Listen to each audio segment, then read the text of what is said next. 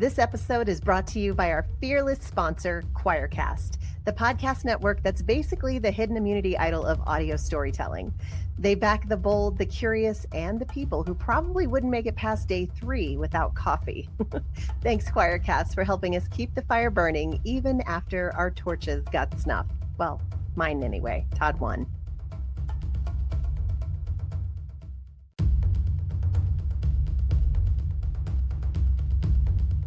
Hello, everybody, and welcome back to Beyond the Torch. I am Todd Herzog. I'm here with Leslie Neese, and we have an amazing guest today. Someone who I adore so much. She is determined. She is outspoken. She is one of a kind, the one and only Peih Gee. Welcome, Peih Gee. Whoa, what an introduction. We don't need to go to therapy this week. That was what a ego boost. You seriously, I have nothing but praise about you because it's funny. I tell people all the time, in the jungle, you and I did this. We laughed and we were able to get along with each other, but we butt heads. And that's because we wanted each other gone. But outside of the game, adore you to pieces. I love you so much, and I have so much fun with you every time I'm there. You know what's funny is I don't even feel like we butted heads out there. The only thing, like, I felt like we got along so well out there, and like I respected you so much as a competitor, and that's the only reason why I kept wanting to vote you out. I was like, he's gonna win. We leave him in. And that's what I mean is the butting heads, because it was either you or me going to the end as the strategic one. Yes, it's true. If we're talking strategy, it was you two, for sure. Because I think that definitely Peih Gee had the strategy from John Hu, 100%. Mm-hmm. You controlled that tribe. Yep. I had no idea what I was doing. I'd never really seen the show before, you know? I mean, I think about the people that are on nowadays, and I'm like, I could never keep up with these kids. I doubt that. I don't believe that at all. Don't you ever watch this and you think it's too much? Yeah, I can't keep up with all of the awards and clues and idols and like all the things. It's just too much for me. I'm like, who has what? Who's even available to vote out right now? It's definitely outwit, outplay, outlast, outluck now. You know what I mean? There's a ton of luck involved in the game, which is absolutely insane. But Peih Gee, we're super excited to have you here. Yes. And welcome, to Beyond the Torch. Leslie is going to kick us off with some... The fans have spoken. Yes, we gotta always start it out, by highlighting what the fans are saying and how they're, just relaying how Survivor has changed their life. And so today we are hearing from Stephen Fox. We all know Stephen, don't we? Do you know Stephen? I know Steve. Okay, here we go. Here's Steve right here. How has Survivor changed my life? My name is Steve. So Survivor changed my life because since watching it, it's given me a sense of community, close friends, and chosen family that I never would have met from all over the country and internationally. I've met some really exciting people. It's helped me see myself, see value in myself through the eyes of others. I've felt love and acceptance in ways that I haven't felt in my life before. So I'm very thankful for Survivor. It's encouraged me along the way. It's part of my goals in my weight loss journey. I've lost over 170 plus pounds, and it's encouraged me to keep going. And I'm on the treadmill and I'm running, and I'm like, a true survivor doesn't quit. I keep hearing Jeff Probst in my mind. That's how you do it on Survivor. So my life wouldn't be the same if I haven't stumbled across Survivor in season 19 for the very first time. So there you go. That was great. That's amazing. Okay. I got chills. First, a couple things. First of all, I love that you're doing that because it's so great to be reminded of what this show has done for us, and secondly, to feel gratitude. Like my brother-in-law, my sister, every night they, when they're putting their daughter and their son to bed, they make them tell them what are the 3 things that they're grateful for that day. It'll just be like, oh, I had a great dinner, like Ema, that's me, the aunt came over and, and I had fun at school, like whatever. So like, I think those are really good habits to instill in people. But also I laughed because when he said it helps me on the treadmill. And do you guys do this? Because if I'm on the treadmill sometimes and I'm like, tired. I want to. I'm like freaking tired. Just want to stop. And then I have to tell myself, PG, if this was a challenge for $1 million and they say you just have to go for 10 more minutes, are you going to give up? And and I literally will like fake myself out in my mind and be like, are you going to give up for like 10 more minutes to win $1 million? Would you do that? Yeah. Yeah, see, it's very motivating. I use it all the Absolutely. time. I'm like, Leslie, you were on Survivor. I mean, granted, I got voted out on day 9, but 9 days is a freaking long time out there. It felt Listen, like that's 9 top weeks. of the new era. Right. Exactly. I'm amazing. No, I agree with you because like we were talking about it the other day when like when I was being cast for China, when I would run on the treadmill, I would listen to the theme song on repeat over and over and over again. And it was like what got me through. So yeah, I 100% agree. It's what pushes me. If I really am like, I don't want to do this, come on, you can do harder things. I mean, we lived in the jungle for crying out loud. Yeah. Our season was hard. We lived So in a hard. swamp during a monsoon. It was horribly difficult. Yeah. I hear that from contestants nowadays too, that the producers tell them like, China was one of the harder seasons. I think Fiji's pretty easy. That's kind of why they have it there now. But like, I know China was one of the hardest, and we don't realize it when we're actually in there. But I think it was so much hotter than it gets Yes. in Fiji, and it was also really like gross. Like it was kind of dirty. It was dirty, it was hot, it was humid, and then it would be freezing at night. Like I've never in my life experienced such a vastly different temperature between day and night. Like day would be like 100 degrees and high humidity. And Yes. then night would drop down into the 60s and we were all freezing because we were so wet. It was just Well, raining all the time. Jeff told us when we were doing the Final Four challenge, because we never really knew the temperature. Jeff said it's 106 degrees out right now.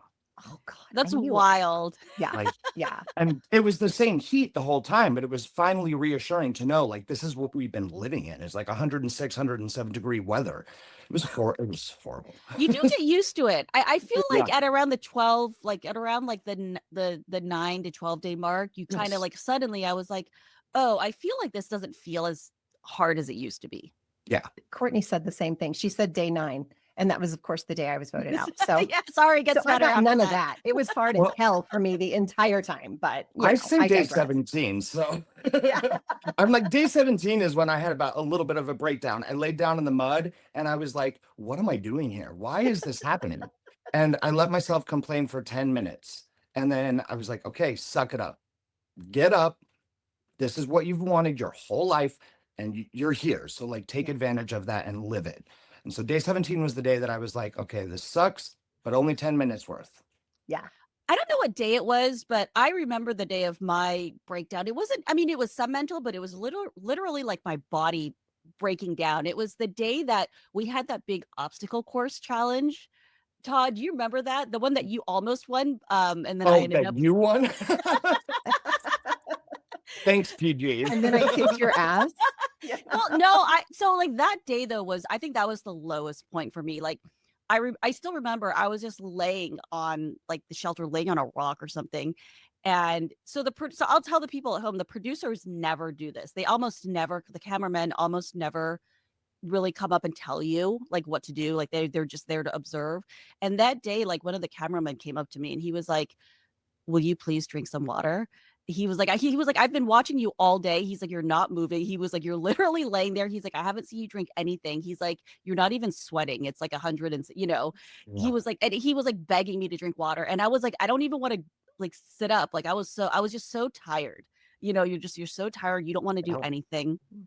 Walking to that challenge, I remember it. I was like 10 minutes behind everyone else. I was so slow. And I was like, I'm just tired. Like, I remember that.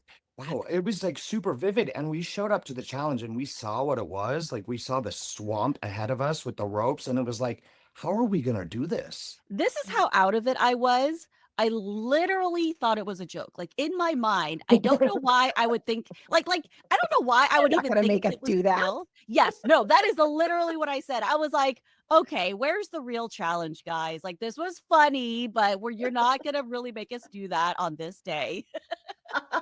I tell people all the time that when you're on Survivor and you walk up to a challenge, it's almost like those dreams that you have where you feel like you want to run as fast as you can and your body won't work. I feel Like, like that every yes. day. you know, After where you're 40. like, and you're like, what the heck is wrong with me? I can't move. You're like stuck in mud, that's how it felt every single time. Like, I don't know how I'm going to do this. But then when he says Survivor's ready, go, you just go. I mean, it's like something The inside of adrenaline you. is real. It comes out of Yes. nowhere. Yeah, it's Yeah. insane. It was Wow. absolutely super crazy. So PG, tell us what made you want to play Survivor in the first place. How did your story begin? I've told this, I might have told this story before, but I mean, I didn't want to go on. It What? was, well, I mean, yes and no. It was literally kind of like a life or death situation for me. Not really, but like, so at that point in my life, I had literally just gotten out of, I'd had like a breakup. I was super depressed. I was super depressed for like 6 months.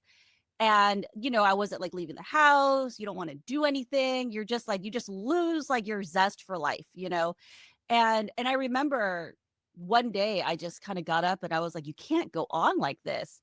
You got to do something. So I was like, well, what should I do? And I was like, why don't you plan a trip somewhere by yourself? I used to do that a lot in my early 20s. And I was, and so like just the thought of it kind of perked me up. Like I felt happy for the first time in months, just like, so like, okay, this feels like we're on the right track. You want an adventure. Let me start researching like what countries you want to travel to, And so it was literally that weekend that I was kind of like looking up places to go. And I think when you put something out in the universe that you really need, it comes to you, because it was literally that weekend that I got a call from an acquaintance. This person was a friend of my ex-boss's, okay, that called me out of the blue. And like, he was like, hey, PG, this is really, really random, but I started helping cast for Survivor. And he called my ex-boss and he was like, do you have anybody that you think would be a good fit? And he was like, oh, you should call PG. And so he was like, this is really random, but do you want to come audition for Survivor? And I was like, I'd never watched, oh, is that show still on? Like, in 2007, it's like season 15, right? And so I was like, sure, bitch, you Wow. asked for an adventure. Like, Yeah. so Yes. so that was literally it. I was like, I literally asked for this, and what else do you want? And so like I went home. So this is how long ago this was. I had to order the DVDs from Amazon because there was no Netflix back then. There was no streaming. It's Like, true. Yeah. Yeah. So I watched a couple episodes. I watched a couple seasons, and I was like, you know what? I can do this. Like, I was like thinking back to like, like I said, I'd been taking trips in my early 20s. Like, I spent 2 weeks living on a small island, staying in a hut with no electricity and no running water, and going scuba diving every day. And I did that for fun in my 20s. So I was Yeah. like, you know what? I think I could do this. Like, it actually doesn't Wow. seem as bad as I really thought it was.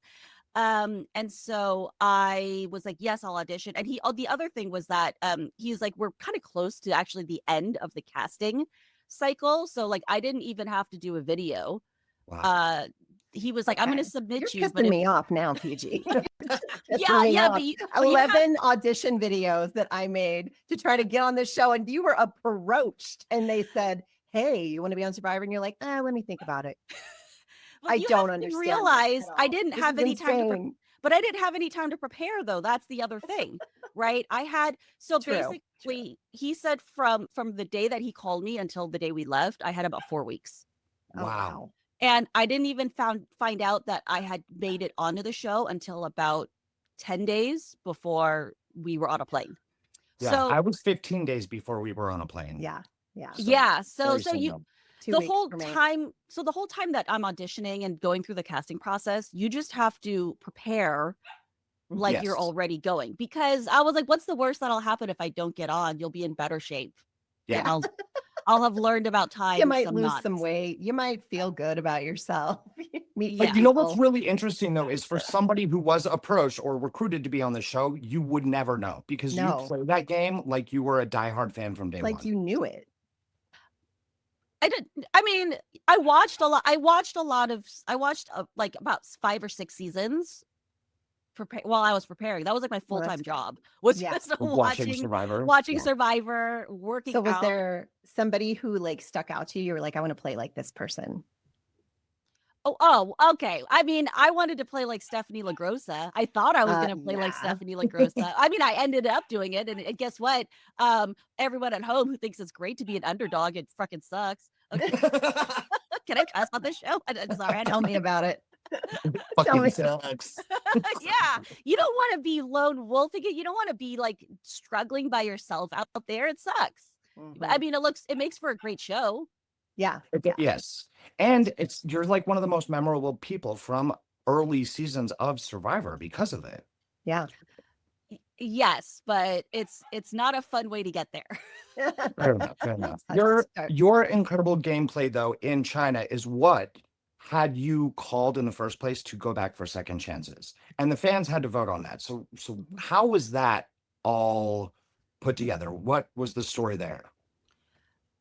Well, I think part of, I'll be honest. So I think that part of the thing is that like at that time in my life when I played China the first time, I was in a really, really low place.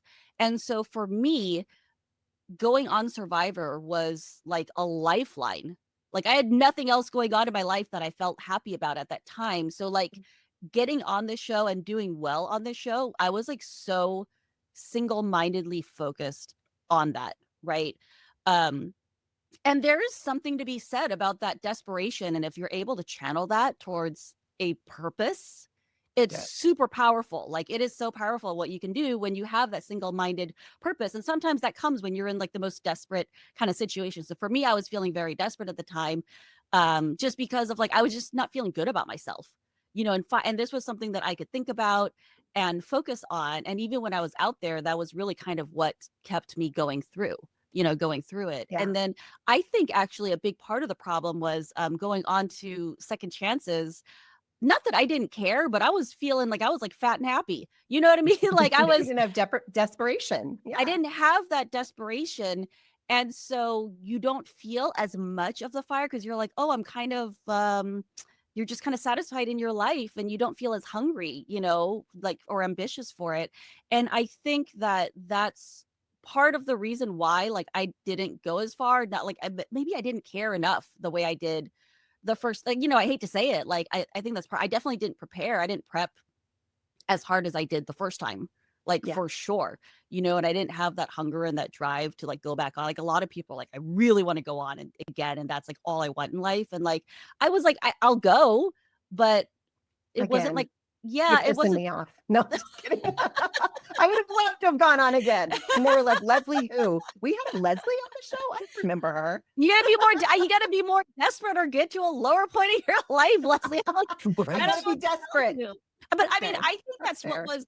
I think that that's what viewers at home could see when they watched me play the first time is you can feel when a player really wants to win, Yes. right? It's Like, true. and you can also tell when someone's just phoning it in, and they're like, well, it'd be nice to get to the end, but if it won't kill me if I don't, I'll just go back to my happy life and be okay.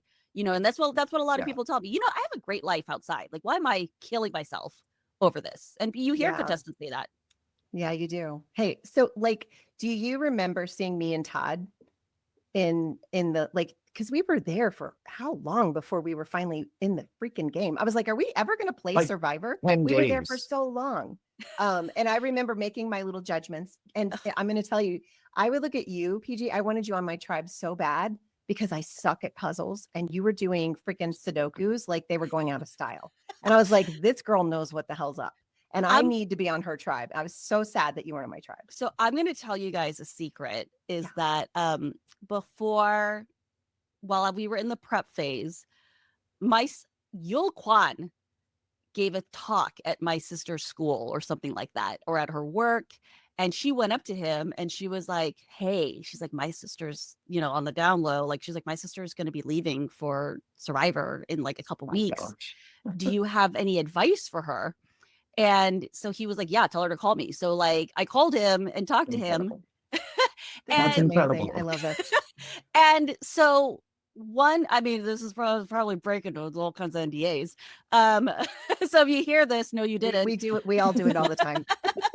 But so basically he was like, I can't tell you how to play out there because it's just going to be dependent on so many things. But like, he was like, this is one advice I will give you is that he's like, a lot of contestants don't know this ahead of time, but you're out there in the base camp for like a week before you start filming. And he was like, that time you are around all of the contestants and you can't talk to each other, but you should take notes on everybody. You should start kind of forming opinions. But he was like, the other thing to be aware of is that they're going to be doing the same for you. So you need to control the narrative of how you want them to perceive you, even from that beginning part. That's the best advice I've ever heard. Again, Yule, leave it to Yule to give Yes. that kind of information. Like, come on. Wow. And so the thing is, well, Leslie, you were already like taking notes, and I wouldn't have thought to do that, to be honest. Really, but you were already doing that. So the thing is, like, I was just like, I was like this crazy like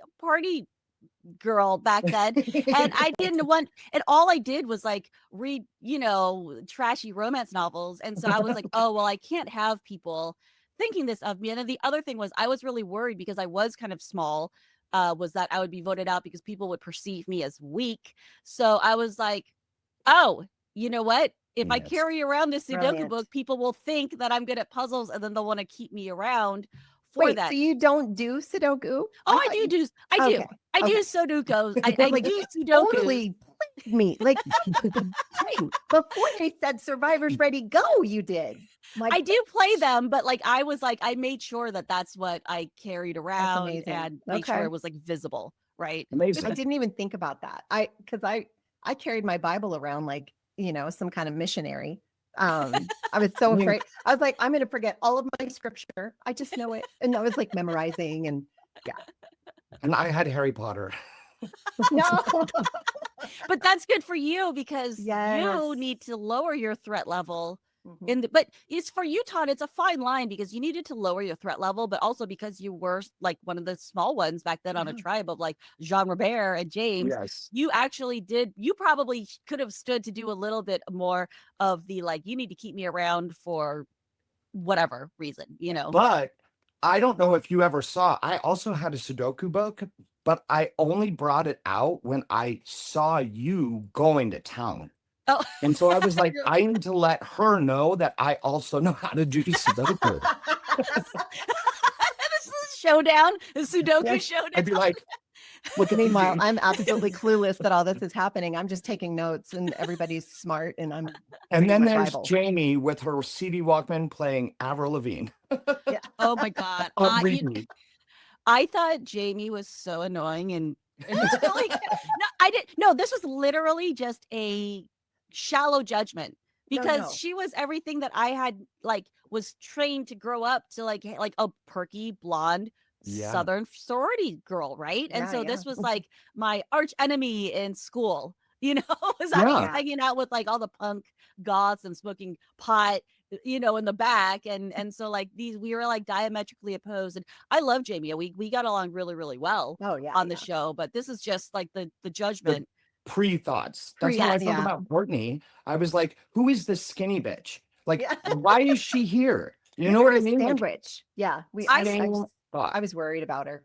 Courtney was in my casting, the last casting call. Or the what did they call it when you're at the hotel? The last finals or the whatever. Finals. Yes. So Courtney was in finals with me. And she actually went into the big interview with all the CBS head honchos. Like she was right before me. And so I remember seeing her come out. And I remember literally thinking to myself, they're never going to cast her. She will die out there. I think we all thought she might die. I never prayed so hard in my life as I did after I got voted off for someone. And I kept praying that she would come off because I was like, I need to see this woman. But she never did. And then she made it to the finals. Good for her. Yes, girl. Yes. So proud of her. That's amazing. I love it. Did you remember seeing me and Todd? What were your first opinions of us? Do you remember? At the finals or at we weren't the in finals? We weren't in the finals, but when we were before the game, did you have an opinion? Like in Ponderosa? Yeah. A little bit. I was kind of like anti-religion, not anti-religion, but I just remember thinking like, I don't think that I'm going to have anything in common with that person. Yeah. That yes. makes sense. Yeah. Yeah. Todd, I mean, not that I don't remember that. I feel like you were a quiet presence at Ponderosa. a little bit because there were other people like Jamie would had her headphones on and she was dancing around the place. So there are Yes. some people who were like very, very loud. You know what I I was mean? watching everybody. I was staying quiet, sitting I feel like away. you kind of I have that notebook somewhere. I should have dug it out for I should this. have dug it out too. I Yeah, do I've got mine too. I We're think I doing do that. We're going to do an episode of everybody Yes. from China who has a notebook. if I could find oh my god, that's from like 50 it's from like almost 20 years ago. It's like know. 17 years ago. Find it. I think what I put down was that like you had seemed like smart and maybe a little bit like sneaky. You kind of had this Slippery. like you had those like cool eyebrows going on. You had the you go around like with the one eyebrow raised with your little devious like smile. It's I so was good. just so excited. I was like, Yes. oh my gosh, we're here. Yeah. Yes. I think that's what I had put down for you. And then when we were at the temple, my first interaction with you during the game, after, all of the press and all of that stuff, and then we finally started the game, was you were crying. And I just remember my heart was like, oh my God. And so I like hugged you and you were like, I was like, are you okay? And you're like, yeah, you were talking about your grandpa. And I just remember like, oh my God, she's nothing like what I thought she was. Like, she's so sweet. I hope I crushed your opinion, but I may not have because I was quite religious back then, though I would have said I wasn't, but you know what I mean. That temple is so funny because I feel like I had like an out of body experience in there. Did either of you guys feel this way? Because Yes. you're in the temple, it's enclosed, it is so Yes. hot and So stuffy. hot. And it smelled like incense, and I don't smell incense It's a lot. it's very hazy, the smoke is Yes. in the air. And then what you don't realize is that when they're hitting the gongs, the way the sound reverberates in there, Yes. In the your sound body. my whole body started like Yeah. vibrating and your brain feels like it's vibrating. And I felt like I was like on acid or you're having like an out of body experience where you feel like you're not in your right mind. It's weird. It It's was the way so strange. But my main thing that I remember is just how hot it was because I was pouring sweat. Yeah, we all And were. I remember Eric was just dripping. And I remember thinking, okay, at least it's not just me because it was so hot. well, we had just done that hike. You remember that Yes. Oh hike my Yes. up gosh. How many stairs was 450. that? 1,000. It was 1,000 1,000. stairs. And not only 1,000 stairs, but holding suitcases. Yeah. Like, well, I say holding. I wasn't. Frosty took mine, thank God. I'll tell you guys this too. So like I still remember because okay, so this was one of the first times in the history of the show that they had made that they had to parade us through a city. Yes, Yeah. that was weird. Yeah, so basically part of, as part of CBS's deal with being able to film in China, That makes sense. China made CBS promise to showcase one of its modern cities because they didn't want Americans to think of China as like this only backwards woods Fair. type Yeah, of that's area. fair. So they wanted them to show off Shanghai, which was like the jewel of, China at the Beautiful. time. Cool. Yeah. So they made us go on the trains and they made us walk through the cities. And I just remember being so pissed because they had us put on all of our press clothes and I had fucking stripper heels. I had these clear heels on, like these like 3-inch, 4-inch heels. And I had a traveling backpack. So I had like a big backpack and not a rolling suitcase. And I remember they were like, you have to put on your press clothes. And I was like, can I not wear the heels? I'll go barefoot. I was like, I don't care. They're like, no, you have to wear them. And I was like, and I was so angry. We walked all day, All up and day. down Shanghai. And they were like, other girls have heels, PG. And I was like, other girls have suitcases. I have a backpack. So I had to wear a 50-pound backpack in heels for that day that we were walking around Your Shanghai. first And Survivor we challenge. marched around Shanghai. We did it literally all day. We were I was in paraded. heels and a backpack. And so I got blisters all over my feet. And I remember yeah. being pissed that like I was starting off with a handicap. I was so angry. And and then though I will say that when we got to the stairs, suddenly I was so grateful that I had a backpack and everyone else had luggage because you have to, it's a lot harder to Yeah. carry the luggage when you're walking up 1,000 stairs up a mountain. And then the backpack suddenly was like, oh, like, okay, like now it's something. Advantage. Yeah. And I That's took the heels off. I walked in bare feet, like up Yeah. those steps. That was Amazing. amazing. That was intense. I was like, oh my gosh, I'm so glad I teach fitness classes. I'd be dead right now. How do people do it who didn't train? You know what I mean? And how did John Robert do it in jeans And no underwear. And no And underwear. Louis Vuittons in a silk shirt. How did that happen? That's what I want to know. But we were putting on our press clothes, you know. We didn't know any better. We were idiots. Listen, I knew that that's what we were wearing into the Same. game. Same. Like, I did as soon too. as they said press outfit and they were very specific about the coloring, I was like, okay, so this is what we'll have to wear in the game. And it was like, put your press outfit on for the cast photo shoots, put it on when we're in Beijing, put it on for this. I was like, obviously, this is what we're wearing. Yep. But okay, so what I don't know if the listeners know this, but they also had given us a giant laundry list of things to buy for the game that was like, you need to buy 2 t-shirts, a pair of shorts, a sweatshirt, you know, like 2 pairs of socks. So they had given us a whole list of like in-game clothes that we had to buy. And so first of all, I spent like hundreds of dollars on this CBS with that I never used. Yes, exactly. I think they were trying to throw you off, but like I think Todd and I were such psycho Survivor fans. We both kind of knew. And I had talked to Stephanie Faber from I don't remember which season she was on, but anyway, she was a local South Carolina girl, and she told me the press outfit is important. And she said, that's all I'm going to say. And so I knew that. Okay, so we're in the game. How did they convince you to bring me when you first kidnapped, like the first kidnapping? How did you know it was going to be me? What happened? Because I don't know if you know what was going on behind the scenes or not, or maybe you do now, but well, let me tell you that Jamie was running the show. Like she was real, you know, and she was really good. So when she came back and she was very good also about like, she was like, you know, we think we have it so bad over there. They have it even worse, blah, blah, blah. I don't know if you did, but her saying that definitely made us feel better. Yeah, but it made us feel better in a way. You know what I mean? Yeah, that makes sense. Mm-hmm. And she came back, she was like, I stole all these fish hooks. And she was like, that's why I'm limping. They're like in my shoe. Oh my gosh. Jamie. I don't think we ever used them. I think they tried and nothing ever came of it. So I don't think they ever showed it. But also she was like, listen, she was like, you know, she was like, I made really, really good friends with Leslie. She's like, I think I can turn her. So like, she's like, we're probably going to get to kidnap one of them at some point. And if we do, she was like, we should bring Leslie, because she's like, I promise you, we became really close. And I think that she'll, you know, and she was like, I think that she'll help us, or she might want to join us, but she was like, I think that's the right person to take, which I think I think that was a good assessment. Yeah. Well, did you know that we had a cross-tribal alliance? Because what had happened was when she came to our place, she gave me the clue, and we made a cross-tribal alliance. I said, I'm going to pull Todd in. She said, I'll bring Eric in, and we'll make sure it's one of the 4 of us every time who gets kidnapped.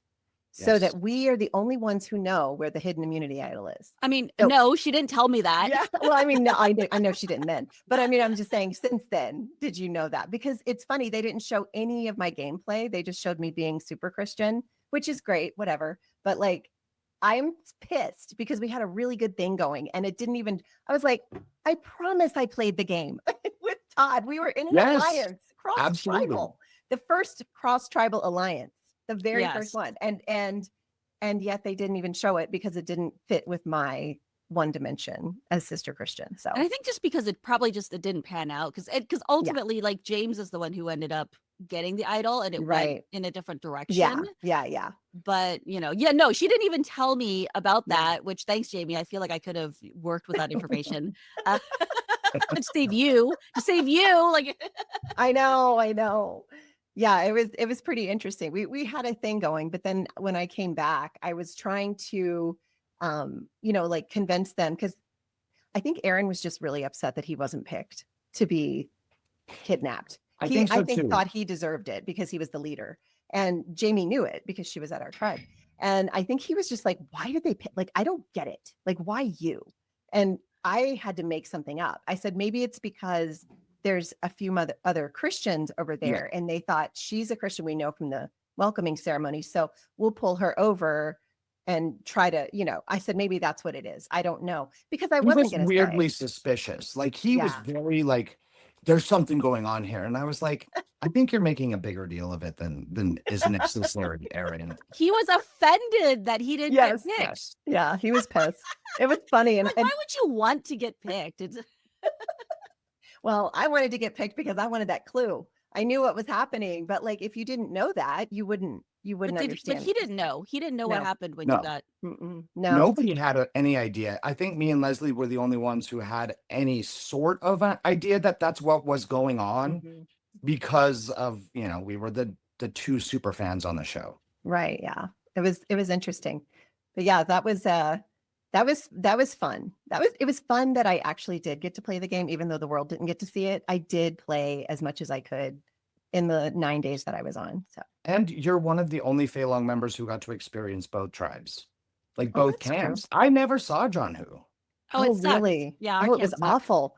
Yours was so much worse than ours. That's why I was like, she lied to you. She was 100% You lived in a yeah. mud puddle. You Oh guys my lived. It flooded. You remember that, Todd? Like our camp. Yes. You never saw it, but maybe you saw it on TV. I saw It the was TV version, like where you guys lived in like literally a lake. ankle high. Yeah, The that's water insane. ankle high. Our entire camp. There was like nowhere else we could really go. We had already built the kind of sleeping gosh. platform there, which you need because okay, so like I will tell you guys this, like so I've now played in like the freshwater environment, and then in Cambodia I got to play with the tropical sand, and I remember we were always like, why couldn't we be in the salt water and the beach and the nice clean beach, and it must be so Yeah. different. And I will say the good thing about a beach environment is you can sleep on the sand. Sleeping on Okay. sand is very comfortable. It's like sleeping on a beanbag, right? But Yeah, but That it's makes sense. but it's cold. So the Mm. sand sucks all of the warmth out of your body. Okay. And then there's also like these like sand fleas that at least in Yes. our beach that would bite you. So you're getting bit and it's cold, but it is more comfortable. Like it's better on your joints and your bones than sleeping out there. But like, because it was so muddy and it's dirt, you definitely don't want to sleep on the dirt. There's Right. leaves, there's a lot of like things that'll bite you and that are not good for you. Creatures? Yes. Yeah. I mean, they're doing it anyway, even when you're elevated, but at least you're out of the mud a little bit. But yeah, we all got like trench foot, like the skin on our feet were like cracked, like breaking open and like rotting off of our feet. I remember that. Yeah, we Horrible. were so gross. We were gross out there. I was like, I didn't know I could smell this bad. I didn't know people could live like that and be okay. No, I was like, absolutely not. how are we alive right now? Like our feet are falling off. We've got like bugs all over us and we're still like playing in these challenges. It was insane. It is really, really crazy if you think about it, though. Like when you're in those kind of, we were in this weird situation and nobody lives like that on purpose, but we just kept going, So basically, the fact that we all were living in the swamps of China, like the crazy dense jungles of China, we would hear thunder and instantly know that we had to prepare for a storm by taking our clothes off, putting it in our bag, hiding it in a hole, and then waiting out the storm. Oh, that was smart. We just sat in our soaked clothes. It was just bizarre. Like that became normal. We had the kitchen, we had Adult Swim, which is where we would go for the late, So good. and like for bed. You guys had such a better setup at your camp than ours. Like Yeah, I'm was so nice. grateful that they moved us to your camp because you had that little cave. I still remember us all sitting in that little cave, like we Trying didn't to have stay warm any of and that. dry. Yeah. I love that. And you know what? We didn't use the cave for the first half because everybody was afraid of it. And it was Courtney who finally was like, I'm going in the cave. You guys can stay out. And she pulled me in. And the two of us were just chilling in this little hole. And it became the popular place to hang out because it was the only dry spot. Mm. Do you guys remember that second day that we're out there? It stormed so bad. Torrential. I remember we had our shelter set up and then it's the second day. We had all literally just laid down in it. And we were like, oh no, like the drops started coming and then our fucking shelter collapsed.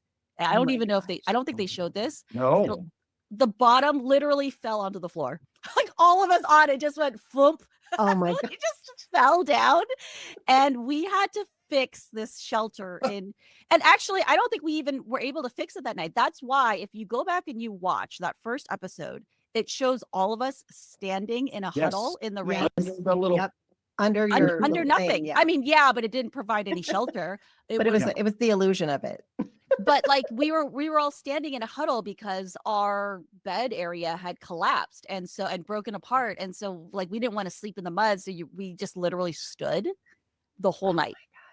Is that that's horrible. insane. It was horrible because you can't sleep. Where are you gonna sleep on? Like, Yeah, exactly.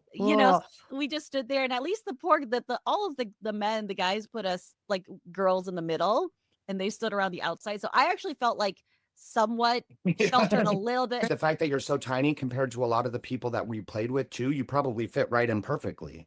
Yeah. Oh yeah. In the little huddle to stay dry. Peih Gee, I have a question for you. So is there something that you did in the game that you're really proud of that they didn't show, or that you wish they would have shown? Is there a scene or something in a challenge, or do you feel like you got a pretty fair edit? I think they showed almost everything that I did. I'll be honest, I'm one of the few people that felt like I got a more than fair edit.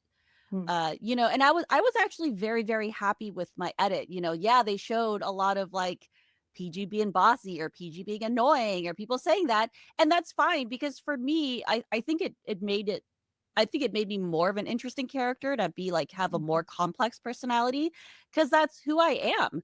The only thing that I feel like was unfair was them showing me having an outburst at Denise because I was so mad at her. I think it was after like the arrow challenge or something, and she didn't take me on the reward. She won reward and she didn't take me.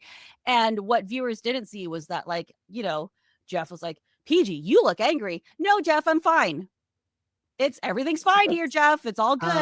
And then no, Peih Gee, you look angry. No, Jeff, I'm fine. Like, yeah.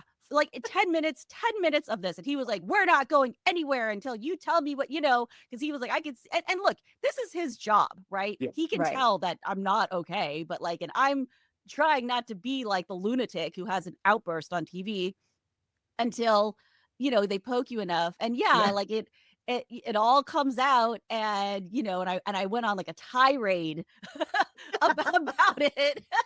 and of course that's all they show, right? And he's like, cut.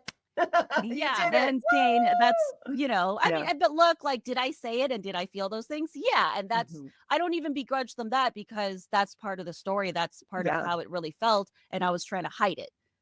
So he was actually pretty intuitive in that moment. Maybe not trying to just be a producer, but trying to let you have your moment, which I think is fair. I don't want that. I didn't want that. I would have been, but they want the drama of like, you took her on a reward and you're mad that she didn't. Like, no, I was mad that I overheard her saying she wanted me to starve. Like, Oh my gosh. But it's disgusting. This was our plan. We were like, let's starve Peih Gee. And like, I look back at it now and I'm like, what were we thinking? But that's what you got to do. There's no rules in Survivor. There's no rules. And I was right on the same train. I was like, we can't let Peih Gee have any of this food. She can't have it because she'll be better at the challenge. And so that says a lot about you, Peih Gee. Ridiculous. A lot of good stuff. Well, she was winning immunities. She was doing really well at the challenges, and we just couldn't. We wanted her to be less likely to win, but she just kept winning. I don't begrudge that. That's I mean, listen, I think it's a perfectly valid strategy because I'm not going to die from it. Yes. Am I going to be angry to hear that? Like, of course, yes. But do I also think it's a valid strategy? Yeah, you want to make your other competitors want to quit. It's not like the most honorable one, but is it valid? Yeah, I think it is. It's a game where it's about outlasting, and like if you can push other people to want to quit, that can be part of it too. Like, I don't begrudge that type of strategy. I mean, like outside of the game, we're in it, you're angry. Right. I'm not but it's also understandable. It's like I don't hold that against anybody. I think it's a valid strategy. This is why I love Peih Gee. Is she just is like, yeah, that's cool, whatever. Yeah, at the time, and I hated your guts, but now I'm good. I love it. Well, so Peih Gee, the show wraps. You get on the plane. You take the billion-hour flight back.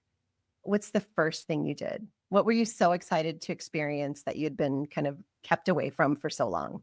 I went to Vegas and I lived inside a buffet. I didn't know that you went there. Well, you know, I had to go if there was like a work thing. And so I was like, I'm going to go to Vegas. I was like, I'm not going to work. But I'm just going to come. All of my other like work friends were there. So I got to see them and we went out clubbing. We ate. But I'll tell you guys this much too. Like, I felt myself like blossoming and becoming a better person and becoming stronger and believing in myself, like becoming the person that I think I am today during the show. Like, I went from thinking I'm going to be the first one voted off, I'm going to lose every challenge, I'm going to be so bad at this, to like throughout the course of the show, I started believing in myself. And that started happening even on the show, you know, because like I feel like that was really seen when you went to the Shaolin Temple. oh, Like, really? I feel like you could see almost the change in your It's like a appearance, your switch. attitude, Yeah. everything. It was like you had some sort of like, I'm growing as a human being type Well, thing. but also winning a reward does help Does a lot. something. Like, Yeah. you get True. food, you get a little break, you know what I mean? Like, Yeah. you get to get away from all of it for a little while. So that's definitely part of it. But yeah, like I kind of felt like I was becoming more confident in myself, like knowing that you could win, you can actually do this. And actually I was like, I felt myself enjoying living out in the jungle and like enjoying what was out there. You know, I actually didn't feel as miserable as a lot of people did, because I enjoy that living in the survival mode. You know, Wow. outside, like, yeah, my whole tribe called me like Jungle Queen because I was like, this is so much fun. I love camping. I love all of that stuff. That's awesome. Yeah. And do you think, okay, so coming back, you said you started to feel like you were coming into yourself, and you also maybe, you know, because you were going through such a hard time. Oh my right God. before. Let me tell you about that. So this is Yes. also what's annoying about men sometimes.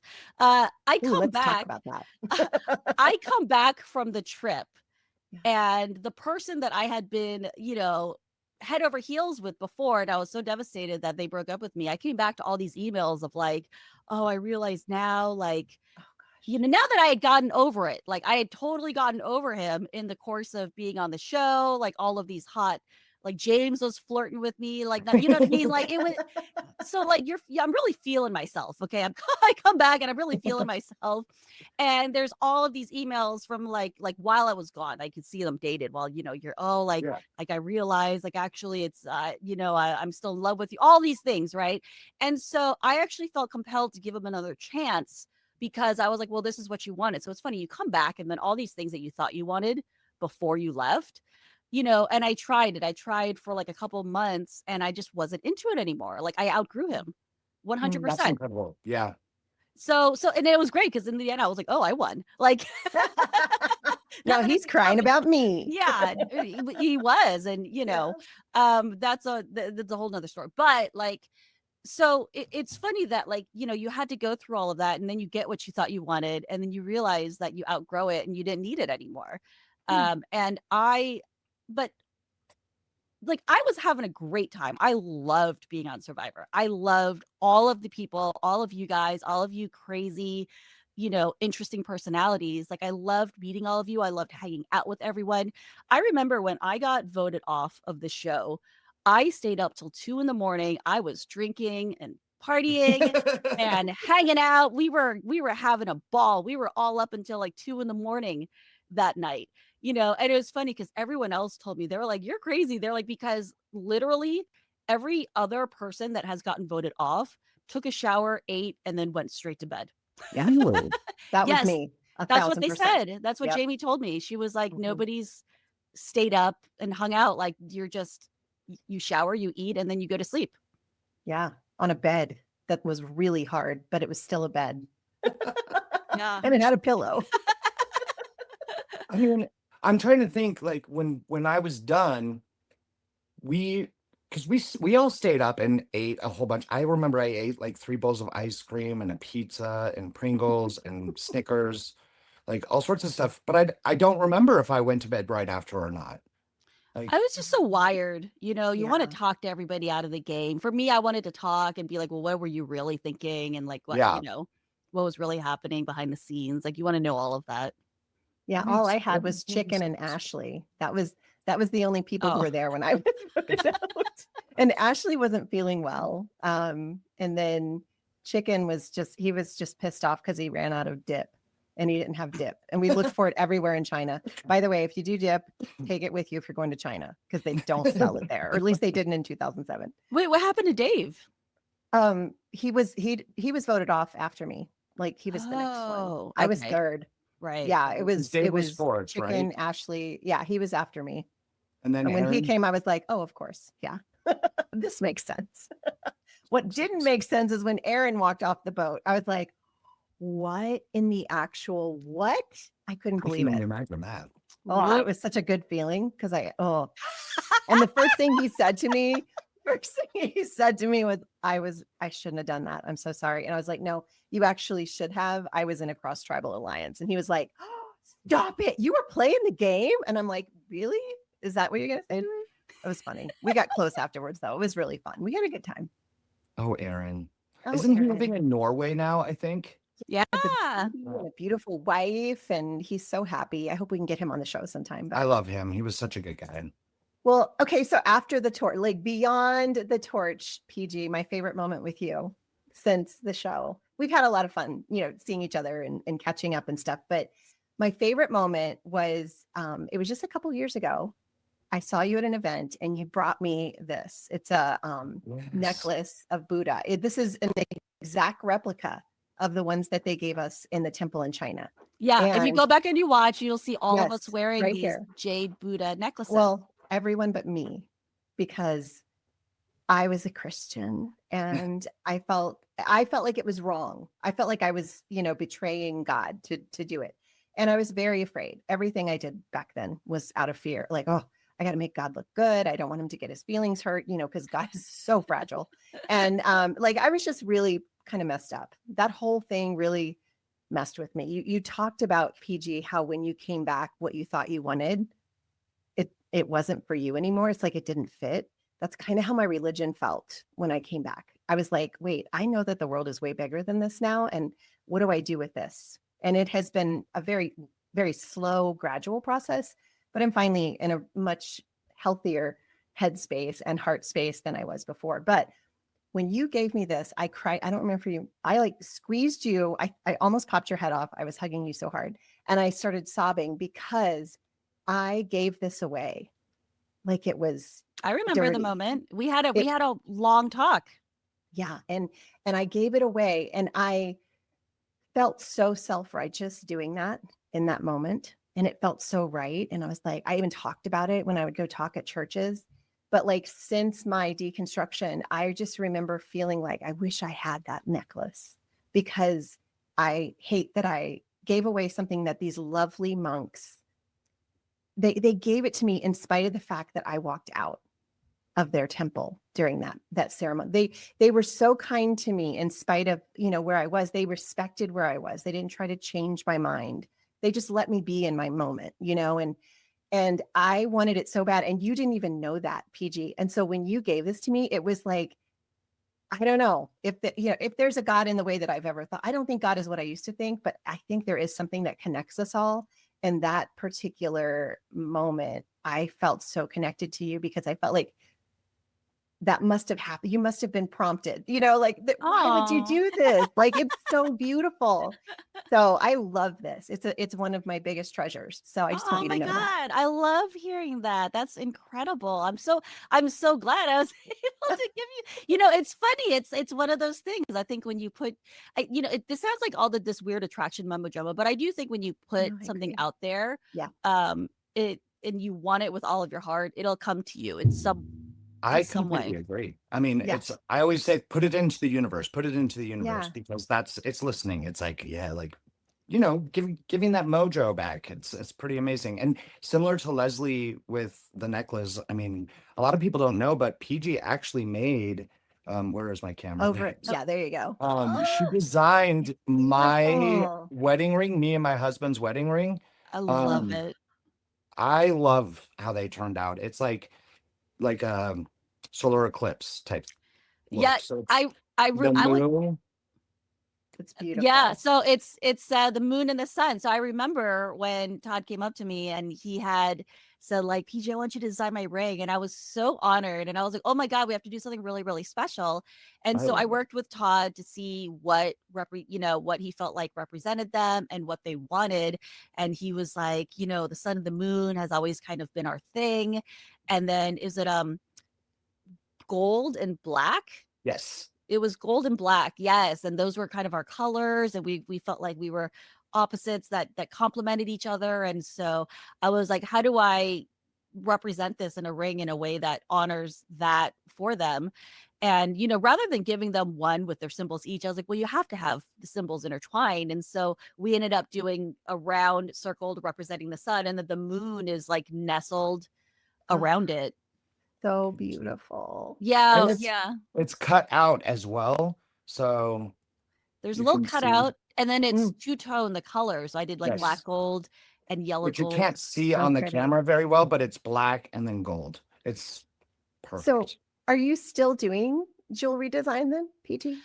I still do it occasionally. I do it more now for kind of like private clients, like Todd would have been like custom, work and things like that. But I will say that like I did that for many years Yeah. after the show, like almost 20, like I've been doing it myself for like almost 30 years. So I still do the jewelry and the shows. So if anybody's listening is interested in checking it out, you could go to lowraterjewelry.com. It's LORADOR.com. There's also Lowrater Jewelry on Instagram. I think that'll show more of the designs. So you can check all of that out there. So I did that for many years. And that was, it's funny because doing the jewelry the way we did it was another one of the reasons why I felt like I can do Survivor, because I didn't have a jewelry store. I did these jewelry shows, and I still do, all over the country. And so I'm traveling to these shows. And what's interesting is that we're in the event center with 100 other people who are selling like the same thing as you, right? So it's not like you're in a mall where you're all selling different things. We're all selling the same thing. So you're competing with all of these other people, and at the same time, because you're traveling together, you're kind of like family. We help each other. You depend on each other to survive when you're on the road so much. But also, everybody lies to each other. Nobody tells This each is other. like Survivor. Yes, nobody tells each other the truth because you don't want them to know what your secret sauce is, but It's amazing. I bet you're so good at this. That's I think we were amazing. so good at Survivor. I was like, I can do Survivor. This is exactly the environment that Oh, I've yeah. been working doing in this. for years. Yeah. So it was definitely one of those moments. But so then over the pandemic, in 2020, everything shut down, right? And my business was dependent on travel. I was traveling to different cities in these big convention halls. So none of that anymore. And so I was really freaking out because I was like, how am I going to make any money? Like, I can't run my business. Yeah. I was doing some online sales, which was actually great because I'm like, I don't have to travel. I can just talk to my clients, via Zoom, and this was great. But then, and again, it was like when there was like a crisis and an opportunity, and it's like the door closes on something. And that's when I finally felt like I was able to pursue some other things that I really, really loved. So I had started streaming on Twitch, and I love board games. I love playing games of all kinds and puzzles. And so I was like, I had wanted to play board games with other survivors and stream it. I always thought that would be so much fun. And so that's what I started doing. I started streaming these Twitch games where we were playing like Werewolf, the Secret Hitler. We called it Secret H. But there were all these social deduction games, and it was like really, really popular. And so I've like had a whole Patreon going for that, where like fans could join in and play. And it was really, really fun. So like that kind of got me started on a different path of like running games and hosting games, and then along the way, I ended up, again, because of Survivor, I ended up doing a podcast for it's called No Proscenium is the podcast, and so they cover immersive theater. Anthony Robinson is involved with them. He was on Fiji. Oh, yeah. And so he actually was friends with David Spira, who is my co-host now of my podcast, Reality Escape Pod. But back then, he knew that David was a big fan of Survivor. And so he was like, you know what? PG is a big fan of escape rooms, which is what David has a blog covering escape rooms called Room Escape Artist. But back then, and he still does, he has a website called roomescapeartist.com where they cover escape rooms. And Anthony said, I know PG is a huge fan of escape rooms. I was talking about them all the time. So he was like, why don't we both interview her for No Proscenium, and we can kind of talk about Survivor and talk about escape rooms, and it'll just be a fun interview. And so during that interview, David and I must have talked for like 2 hours just about Survivor, about escape rooms, and we just got along really, really well, and we found that we had a lot in common, even though we were like very different people. And so that's when we first met. And then over the course of the pandemic, they ended up having to bring in some extra writers to cover all of these virtual escape rooms that were popping up. And people were desperate for things to do from home. And so a lot of escape rooms were creating virtual experiences that you could do at home, and they were trying to review everything. So they brought me in to write for them. That's how I kind of got involved with them. And then they hosted a virtual conference. They were like, do you want to host the Q&A? And I was like, yes, I do. And then I did such a bang up job that, so David had been looking to start a podcast for a long time now, talking about escape rooms, and there wasn't really very many out there. And he had been looking for the right co-host. So he created the blog with his wife, who he works with very closely on doing the reviews. But the two of them have a very similar energy, very professorial, very measured, very, you know what I mean? Very like intellectual. And I had more of this like wild card energy. Yeah. So it works out really, really well. This is why I think actually the pairing of you two is a really good idea for your podcast, because you guys get along so well, but you have very different perspectives and viewpoints. And that's really interesting and important for a good conversation, in a podcast.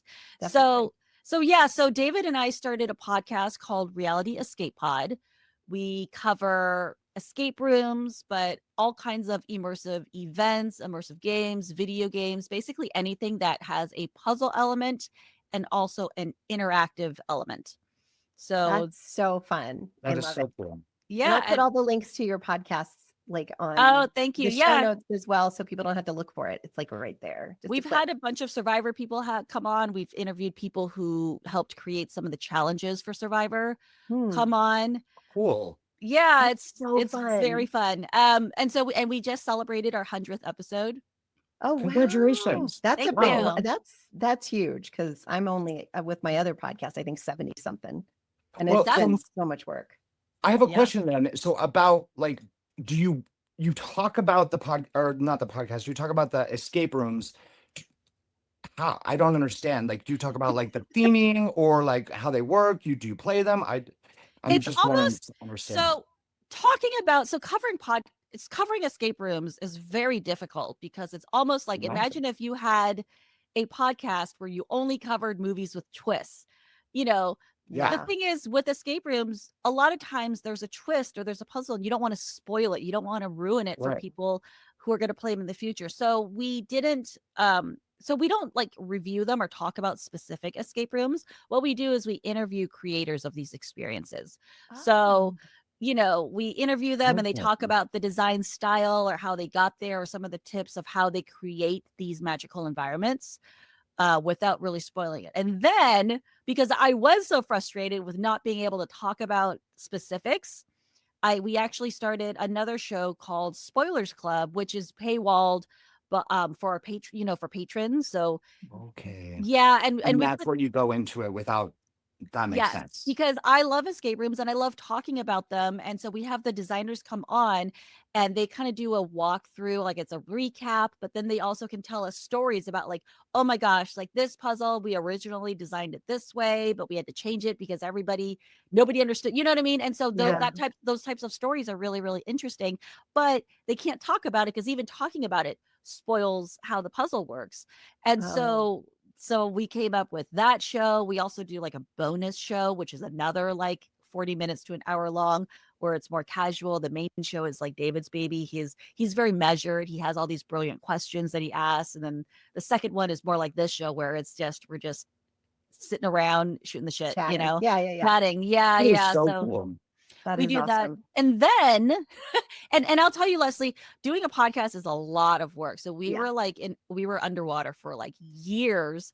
And then we finally brought in a producer. So we have this amazing nice. producer. Her name is Teresa Piazza. If anybody is looking for, and she works in she's a project manager. She's really good at keeping us organized and making sure that we run everything on time. Nice. And so because we eventually were able to systematize everything, that we felt like we had breathing room and we weren't struggling so much anymore, suddenly, again, I was like, well, now I feel like I got a little bit of time on my hands. I What wanted else to, can I do? yeah, I wanted to launch a new show. Of course. So then we recently launched a show called Peih Gee's Playhouse. And so this is basically a show that I wanted to listen to, that I was searching for, and I didn't really find exactly what I was looking for out there. And so it's a game show kind of style podcast where we start off with a game or puzzle that I'll make, and the guests come on and play it. And then afterwards, there is a short topic. It's like a piece of trivia or a piece of weird history, that David will present on, like just like an interesting little story. And so that whole, and we tried to keep that podcast like under 30 minutes. We wanted it to be kind of shorter and bite-sized. Lips. That's really fun. So you make all these puzzles then? I make all the puzzles. I have a couple actually, if you guys want to see the style of puzzles that we do. I want to see. Yes, please. That's so fun. Okay, I have two different options. I can give you a taste of each, or I can give you a choice. So the first one is involving rides at Disney World. How do you guys, are you, you all in, Todd? I'm all in. He's all in. I right. don't know if I am. I haven't been since I was a kid, but I'm sure it'll be fun. I used to work there. Yes, I that's know. right. So I was like, Peter that's why I pulled this one up. Okay, so the way this game works is that each answer will contain the name of a movie and a ride at Disney World or Epcot, and they will share a word in common. I will give you an example.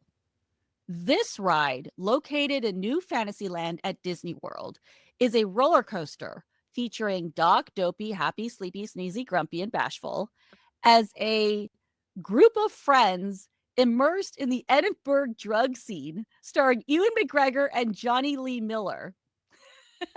Oh my gosh. So this would be Seven Dwarves Mine Train Spotting. Yes. Train spotting. Yes. And so the movie was Mine Train. Yes, the movie was Train Spotting. That's awesome. Okay. This is awesome, PP. You are so smart. Like that, I'm still like trying to figure out what all that meant. But yeah, that's cool. I want another one. Yeah. So okay. I don't think we win for this, Todd, but we can pretend. But I love this. You can work together. Okay. This satire of corporate culture will have you looking for a stapler while riding this roller coaster hurtling through the galaxy. Okay, The Office, obviously. The Office. But it's a movie title, right? A movie title. This satire of corporate culture will have you looking for a stapler. Jennifer Aniston. Yeah. Office Space. Space Mountain. Yeah. Office Space Mountain. It's Office Space Mountain. Office Space Mountain. Okay. Yeah. There we go. Yes. Good Amazing. job. Okay, I'm understanding. See, I just take a minute. Amazing. These are hard. These are hard. That's so fun. This slow-moving boat ride takes you on a greenhouse tour in Epcot, exploring the future of agriculture and a group of dinosaurs in this animated film, executive produced by George Lucas and Steven Spielberg in 1988. The Land Before Time. Okay. That's the movie. The Land is the ride. What's the whole name of the ride? What is the name of the It's in Epcot. You sail on a boat. They've got pumpkins that are shaped like Mickey ears. Yes, you like ride through the cafeteria. Yeah. What is it called? I thought it was just called The Spaceland? Land. No. I don't know. It's called Living with the Land. Living with the Land. Living with the Land Before Time. Yes. Ah, nice. Okay. Now that one was really You hard. knew the ride. I knew the ride. I thought it was just called The Land. Okay. Got to know the full But name of the living with the ride. land that makes sense. Okay. How about one more, and You then gotta- and then we'll wrap it up. you gotta tune in. So listen, if you like this kind of thing, Yes. tune into the podcast. We do, there's a game like this on every episode of the podcast. So Maybe we'll do Todd could be a guest. 100%. Okay, so this ride is about a boy who didn't want to grow up. And this movie is also about a boy who didn't grow up because he was somehow flying around to another planet. Okay. So the ride is Flight of Peter Pan. Peter Pan's Flight. Peter Pan's Flight. You can start over from the ride is. The ride is Peter Pan's Flight. And then the movie. It's a Disney movie from like the 80s or 90s. Flight of Fantasy? No. I don't know. I don't know that movie. Flight of The- Peter Pan? This is Peter No. Pan's Flight of the Navigator. Flight of the I don't know that movie. Navigator. I remember it now. My kids watched it. Yeah. I don't know that movie. Or maybe I don't You remember. know what, Todd? You're probably too young. Yeah, that's what it is. Because it was a Just a movie that I baby. watched when I was a kid. So you probably were not even born yet. Did he have no, that was Radio Flyer, I think. Like I was thinking Red Wagon. He was in like a silver looking spaceship. There's this kid flying around in a spaceship. It was so Mhm. cool. But anyhow, so that's the podcast. And those are That's some fun. of the games that I we love run on it. it. Well, It's thank called- you. Yeah, so that one is called Peih Gee's Playhouse, just P and a G. And you can look for that in any podcast app. We're on Spotify, we're on Apple Podcasts, anywhere where you get your podcasts. So fun. I Amazing. love what you're doing. I think it's great. You're taking your passion and you're just like rolling with it. Let me tell you, I spend more time working on this than I ever have on anything that I've worked on in my life. I'm not making nearly the money that I did before, but I've never been happier. I was gonna say, but you seem so happy. Yeah, you really do. And when is Traders going to call you? Because I feel like you would be a freaking shoe-in. Like you would be so good at this. I don't think I'm very good at these social deception games anymore. I'll say this too, is that, so finding escape rooms and then working on this podcast with people, I think I found something that I was always really missing in my life before. And that was a sense of community Yes. and the joy, the true joy of working in single-minded purpose with like-minded people. And having that, because like I said, I was lone wolfing it before, even in business. And, I ran a lot of it with myself. It's a family business, but me and my parents never really saw eye to eye. We didn't have that single-minded joint purpose, and so I never really had that. Like if you're on a sports team, you might feel that. Maybe if you're part of a church, you might feel that, and I think it's an incredible feeling. And I never had that through most of my life. But so look, escape rooms, it's a game, but you're cooperative, you're not competing. And so I like that feeling of working That's together with true. someone Yes. towards a shared goal. And so the competitive stuff is not really it for me anymore. I really like doing things where I'm working together with someone to build something. And that's kind of what I'm really into. That's what I'm doing with the podcast, with all of my friends. It's the community and that single-minded purpose. It's so, to me, it's so joyful to be a part of that. And I was never that Yeah. person before. Well, I and love that. Not only did you find a community, but you're growing it. Yeah. You're bringing people in, which I think is really awesome. Building community makes a huge difference. I mean, your caller, to bring this all back to the call at the beginning of the show, he was talking about the community that he found and the joy in being around people that share what you love and that don't make you feel like a freak for loving it. Yes. Yeah. That's the survivor community. That's what we have at the escape room community. We have these conventions also. Somebody wrote me a note that really almost made me cry, because they said, I came here and this felt like a safe space where I could indulge myself in talking about the escape rooms that I love so much, and I could talk about it as much as I want without worrying that other people are going to think I'm a freak for like wanting to talk about it so much. And they want to talk about it for as much as I do. And, and they're like, the feeling of like acceptance and belonging is so powerful. Like it was so amazing to hear. Absolutely. I love that, Peih Gee. I love it. I'm so happy for you. Yeah, Thank me you. too. Yeah, but you guys are gonna be doing that here. I think it's awesome. So like, Oh, I'm so happy. yeah, so it's funny, like being on the traders, I think it'll be fun, but I don't think that's what appeals to me anymore. That makes sense. That makes sense. You're not out looking to like deceive and just, you like You working want to with work people. together. Yes, and to prove that I'm better than everyone. Like I don't You don't need have that. You don't that need that anymore. drive. And the thing is, that's what you need to be on Survivor. Like I asked a Yes. casting producer once, what's the difference between someone that you would cast on Survivor and someone you would cast on Amazing Race? Because they're so similar, like the personality types that you would have on those. And she said that if you want to be on Survivor, you have to be the most competitive person out there.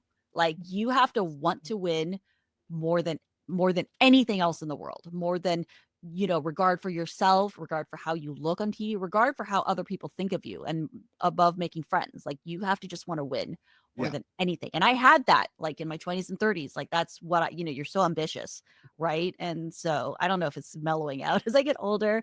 That's not what I'm into anymore. You're just not going to cut it. Like if this is not you at home, if you're thinking about auditioning for Survivor and you don't want it more than anything else in the world, like I don't want to discourage people from it, but like that's really what it takes to be on it and to thrive and to do well. Yeah. Oh, that's I good do love advice. that you said you have to want it more than what you are going to appear like on TV. Like that's a big deal That is a because big deal. it kind of goes back to you, Leslie, where you were Yeah. like so concerned about Mhm. what your, community, the religious community was going to view Think you about me. as. Mhm. Yeah, because you It know, was because impossible. It was impossible to play that game for me because Yeah. I really wasn't competitive. I mean, I was competitive, but I'm also the competitor that when the person I'm competing wins, I get really happy for them, which doesn't work well on. So I remember clapping for you guys and getting in trouble from, my team. Like, I was like, oh, look at them winning. I'm so proud of them. And they were like, Leslie, Absolutely. like, sorry, but That's funny it is though. what it is.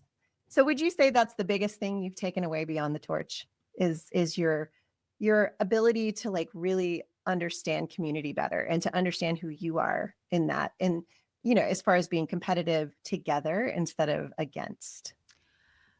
Well, I mean, yes and no. I think the biggest takeaway that I got from being, I mean, look, there's two things that Survivor has done for me. One is like the person that I became, more confident and belief in myself, and really like learning to love myself, because people see you in your raw form out there. I mean, like and not True. everybody's edit represents who they are, but I felt like mine represented me pretty much the way I am, love it or hate it. You know what I mean? And Yeah. I knew that.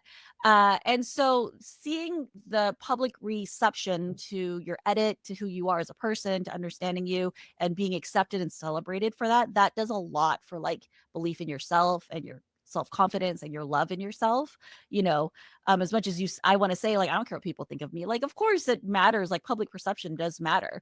Mhm. So I'm very grateful that that the community has embraced me, right? So that's really been helpful for me in my journey, in being like, I appreciate what Survivor has brought for me. But then beyond what the competition itself has done for me is yes, the community afterwards, meeting all of you guys, like you two, the people that I played with, the other Survivor contestants at large, being accepted into that community, and then also the community of fans. Like that has also added so much to my life. So it's the two things together.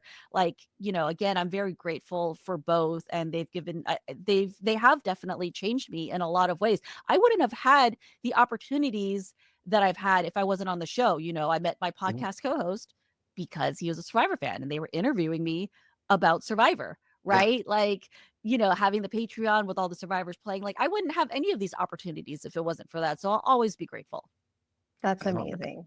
I love it. Thank you for sharing your life Yes. with us. And thank you for just everything you brought to our cast. I mean, we are just, I have to say, and maybe I'm a little biased, but I feel like our cast was so friggin' dead on amazing.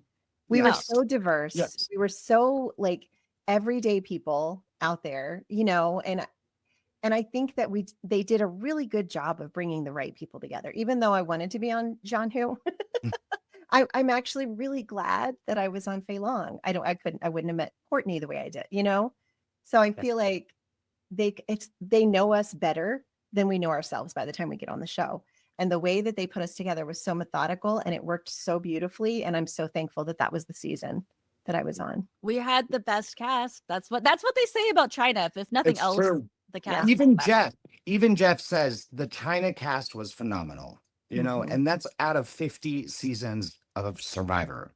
He still puts Survivor China in his top 10. Which is Really? incredible. Yeah. Oh, probst. I know. I saw him. Gotta love I it. saw him a couple years ago at Sundance. That's cool. I was just walking past him on the street. I'm like, Jeff. He had no idea who I was, but eventually he realized. I look a little different, when I'm not starving in a jungle. And I'm not 38 anymore. 18 years can make a difference. Yeah. Come on. I feel like people only recognize me at 6 a.m. in the airport when you're haggard and like no makeup. Oh, there's the Peih we know. Like in China. Yes, 100%. They only recognize me when my hair is big and curly. So this Peih Gee, thank you so much. Like this was a lot of fun. We could talk for hours. Like I know. Peih Gee is the easiest person to talk to in the entire world, and she's hilarious. Thank you so much, and thank you for helping us kick off. Literally, you're our first interview, so you will be our first episode after the one of me and Todd. So thank you. Yes, I am so honored to be your inaugural guest. This was amazing. I had so much fun. I can't wait to hear all of the other stories that you're going to show on your show. And I'm so proud of the both of you. Like, I feel like you guys have also grown so much. Yeah. Oh my God. And leaps and bounds, like incredible. So I'm really excited to listen to the episode where the two of you talk about your journey. And I'm deeply honored to share mine here with all of your audience. We love so you. Grateful to have you. Love you, Peih Gee. Thank you for coming.